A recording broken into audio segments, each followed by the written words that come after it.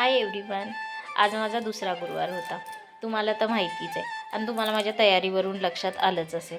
आणि सकाळी सकाळी ही माझी गडबड चालू होती, ती म्हणजे थोडंसं डेकोरेशन करायचे. तुम्हाला जसं मी सांगितलं मला फुलांचं डेकोरेशन आवडतं, तसंच मी पण फुलं आणली आणि ह्यांनी पण फुलं आणली डेकोरेशनसाठी. सो डबल झाली, म्हणून मग तिथे मी देवी ठेवून पण डेकोरेशन केलं. आणि कसं वाटलं हे तुम्ही मला कमेंट करून सांगा, नक्की कमेंट करून सांगा.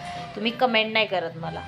त्याच्यानंतर मी ही अशी पावलांची रांगोळी काढली होती आणि अशी मस्त छान तयार झाली होती मी. जसं की मी तुम्हाला सांगितलं होतं की मी आता ट्राय करेन की गुरुवारी साडी वेअर करायचं.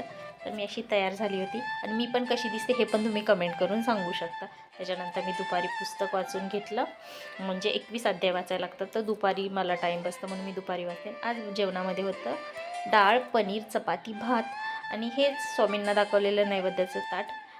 मी जेवून माझ्या दिवसाचा एंड केला. ओके बाय, भेटूया नेक्स्ट व्लॉगमध्ये.